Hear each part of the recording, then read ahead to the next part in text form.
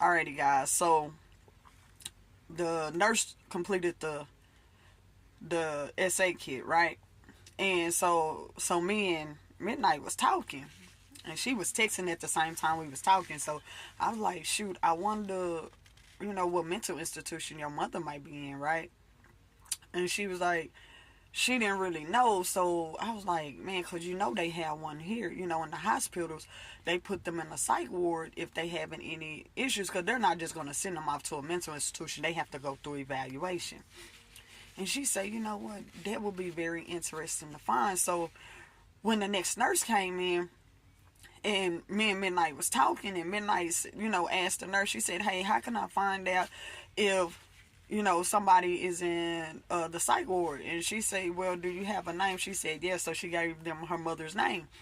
And so she said, give me just a moment, I'll be right back. So me and Midnight still talking or whatever. And so as Midnight is talking to me, she's texting at the same time. So shit, I don't know what's going on. So I asked Midnight, was she hungry? Because the nurses said they want to go ahead and keep her overnight for additional observations because of the incident. And they really don't know, they want to watch her sleep patterns and stuff like that, because they don't know how aggressive the incident was, and they don't want her to fall asleep and not wake up. And so I was like, we respected her when not. So I asked her what she wanted to eat, and she told me she wanted, whatever she told me she wanted to eat. I'm like, all right, cool. I say, so where I'm gonna find this at?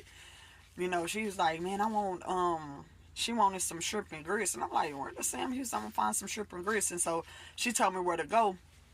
And so I said, all right, cool. I said, I'm going to go get some clothes and stuff while I'm out getting you something to eat. And I'm going to come back and I'm going to just spend the night at the hospital. Just in case, your dad or anybody come around, you'll have somebody here. And so after I left and went and did what I needed to do. So what Midnight did was she was constantly texting. And she was texting one of the young ladies she had met. Remember, she had met 3 chicks. Different types of lifestyles, right? But this particular chick, this is the one, she's completely lesbian, and they was texting each other back and forth. And she Midnight told her name is Jayna. So Midnight had told Jayna what had occurred, and so Jayna rushed up to the hospital because, like, at this point she concerned, she really liked Midnight, and like she wanted to be there for her in her time of need because she knew her story too. She said she didn't tell her story to everybody. She just told her story to me and Jayna, and I'm like, all right, cool. And so when when I got back up there, Jayna just had made it in. I was walking in, and so I seen this lady, very beautiful young lady. So I'm gonna describe what she looked like. So she was tall, brown. She was dark brown skinned, but she had red tones.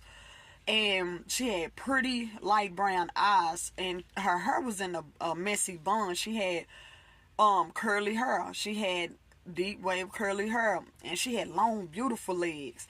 And she came in with this jumper on. She had on a leopard jumper with a red blazer, red shoes, and a red clutch purse.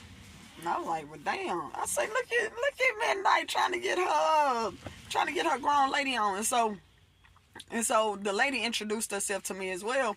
And so as we was talking, she had introduced me also to the line of business that she do. So I'm like, so what you into? She said she got a degree in computer science, and what she does is she does what is it called?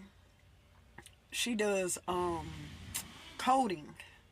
She does coding for credit cards and stuff, and to keep people's security to where they don't steal their identity.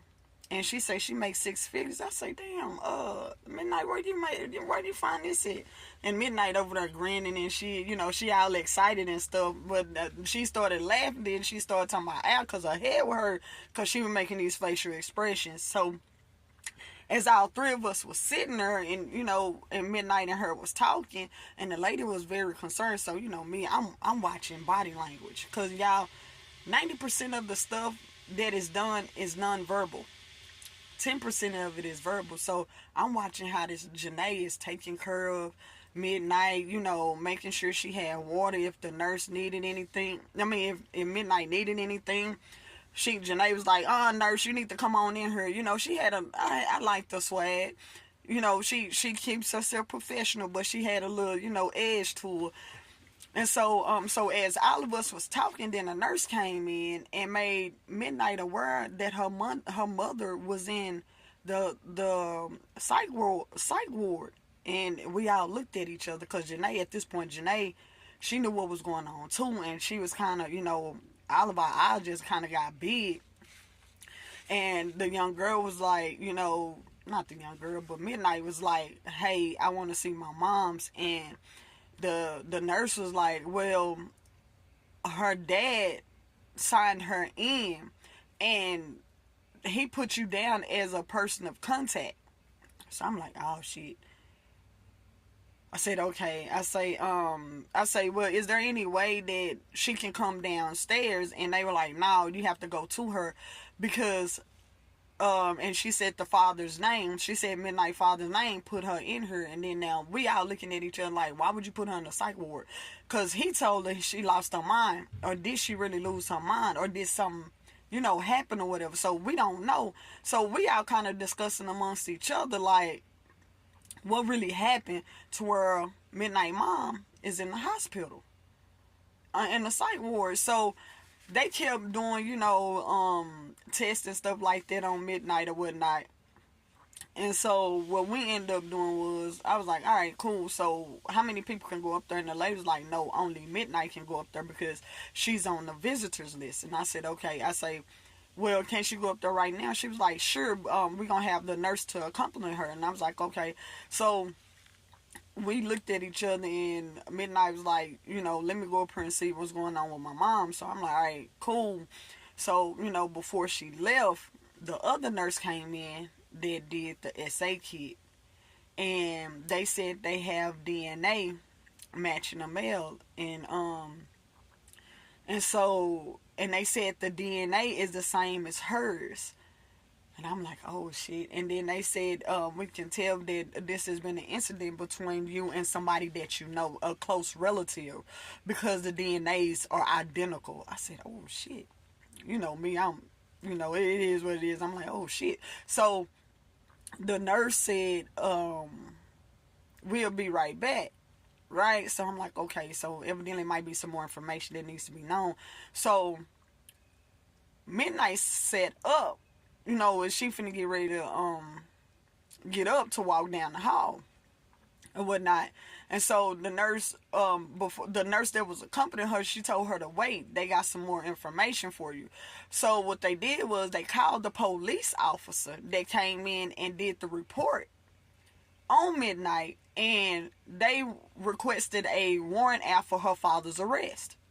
Because at this point, they can tell that there has been some type of sexual contact with both of them. And not only that, their statutory limit for rape is not up yet. So they asked Midnite for, the address and stuff like that, and asked her, did her dad have any arrest records or anything like that, and she was like, not that she knew of. And so what ended up happening was, Midnite, she was sitting up and like she started crying, because she was like, man, I would have never thought that this day would come. And if y'all want to hear part 5, click in the comments that part.